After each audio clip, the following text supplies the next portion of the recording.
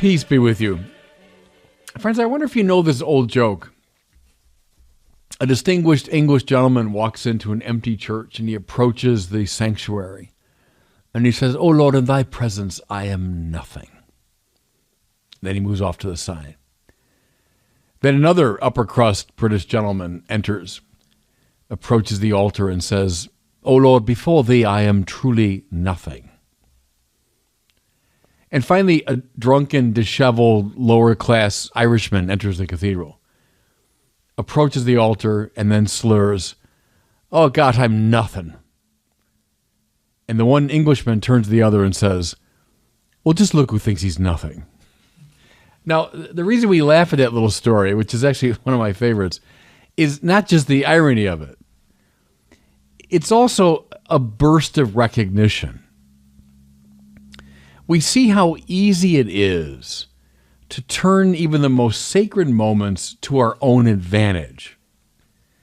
How easy it is for the ego to use even the holiest of things for its purpose.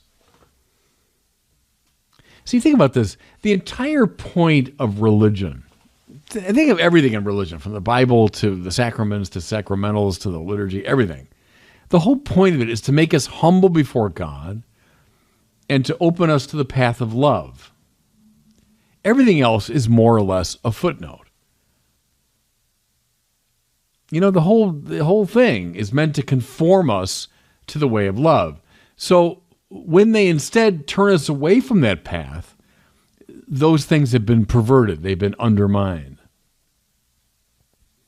Now, both St. Paul and the gospel writers, as well as, of course, Jesus himself, are intensely aware of this danger. This is precisely why Paul speaks of the danger of the law. He knew that people often use the law as a kind of weapon of aggression. You know how that works, fellow sinners, right? Since I know what's right and wrong, in fact, in some detail, then I'm uniquely positioned to point out your flaws. And when I point out your flaws, I, of course, elevate myself. You know, it's our favorite indoor pastime is pointing out the flaws of other people, right? And if I know the law, the religious law, really well, I can be very exact and precise and articulate in pointing out the shortcomings of other people. But see, all I'm doing is elevating myself. If I put that person down, then I feel higher. In this case, the law, which is thoroughly a gift from God, has been co-opted for the purposes of the ego. Well, the famous parable for today is right on this issue. Jesus speaks of the Pharisee and the tax collector. Now, you know, we've been hearing the story for 2,000 years, so we naturally reverse the values. But see, in his time, what he was saying was a stereotypically righteous and stereotypically unrighteous person. See, we naturally go, "Oh, Pharisee, bad guy." But don't do that. In Jesus' time, the Pharisee was the good guy, and a tax collector, they're bad guys. I mean, they were stealing money from their own people. They were terrible. So he begins with a stereotypically good guy and a stereotypically bad guy who both enter the temple to pray. What we're meant to see, of course, is the world of difference in their manner of praying. So watch. The Pharisee, we hear, quote, takes up his position. So he's confident. He's sure of his stature. Comfortably associating with the righteous. He feels right at home in the presence of God. Think for a second now. How many of us enter a church, enter the holy presence of Christ without any fear or trembling? We just walk in like we own the place. That's the way the Pharisee walks in. Then we hear, it's beautiful, it's such a subtle point, quote, he speaks this prayer to himself. That good. I mean, he thinks or he pretends he's directing it to God, but in fact, he speaks this prayer to himself. In other words, he's in the attitude of prayer. He's using words ostensibly directed to God, but the whole purpose of the prayer is to make him feel good about himself. It's just a kind of mirroring move. What is meant to break him fully out of his self-regard just confirms him in his self-regard. And again, that's precisely what Paul warns us about. Using the law as a tool of ego enhancement. So listen to him as he prays. Oh God, I thank you that I am not like the rest of humanity. Greedy, dishonest, adulterous. I fast twice a week and I pay tithes on my whole income. See, notice what's going on here. Is this fella, he knows the law. And he knows, for an ancient Israelite, what the precepts of a righteous life were. But the knowledge has done him only harm. The whole purpose, the whole raison d'etre of these things is to awaken humility before God and love toward neighbor. But as the ancient Romans knew, corruptio optimi pessima, right? The corruption of the best is actually the worst. In this case, the very best thing, prayer, has become the very worst thing. Now, the tax collector, who, mind you, is a bad man. And we're going to miss the whole point of this thing if we don't remember that. If we just think automatically, oh, what a great guy. I love the tax collector. No, for ancient Israelites, this was a bad man. And indeed he was. You know, he's betraying his own people. He's skimming money off the top. He's taking money from them. He's benefiting from it. So this bad guy comes in the temple.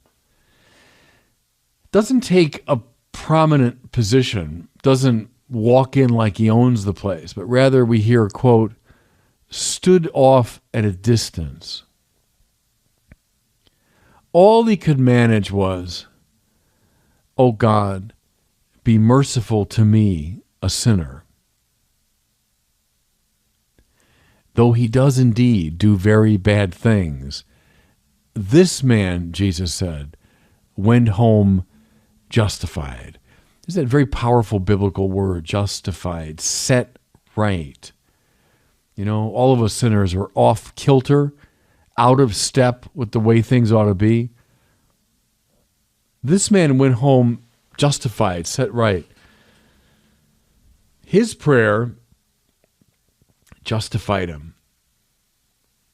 The law, the liturgy, prayer, in his case, accomplished what they were intended to accomplish. Okay, so how do we apply this to ourselves? I think this story compels us to do a little examination of conscience in regard to our use of religion. We have to ask and answer some tough and honest questions. First of all, how often have we used our knowledge of the law to put someone else down?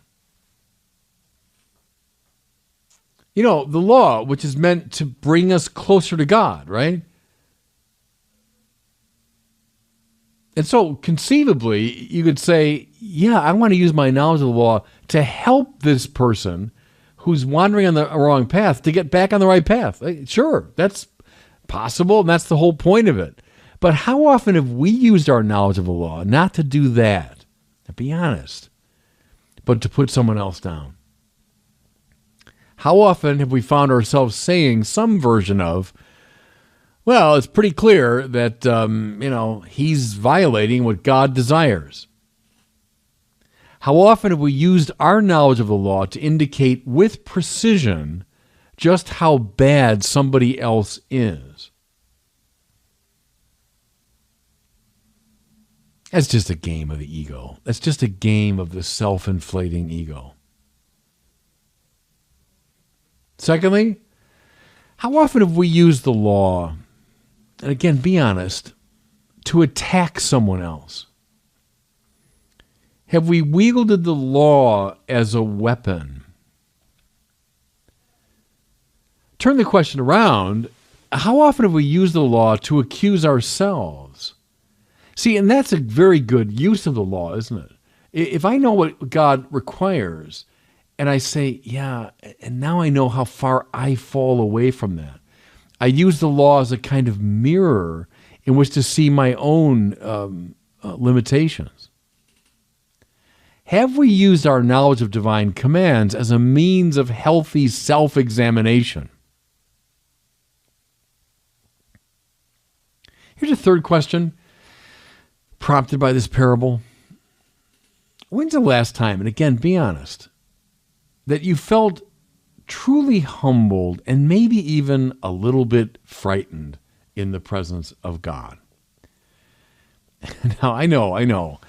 I'm a post-conciliar Catholic. I came of age after the council. I know for a lot of folks before the council, this was a terrible thing. I mean, they really had a sense of how fearsome God is. They were afraid of God. And no one wants to recover that. But I wonder if a lot of us post-conciliar Catholics don't wrestle enough with this issue. That we've turned God into kind of a warm fuzzy, where God is just a nice old guy who never causes any harm. We just come strolling into his presence with utter confidence. I don't know. I think it might be a really salutary spiritual exercise sometimes to stand at a distance in church, maybe unwilling to raise our heads, muttering only this prayer. I mean, Lord, I'm unworthy of you. Ask yourself those questions. Ask yourself those questions. What's your relationship to religion and to the law? How are you using even the best thing that God has given us for the worst purposes?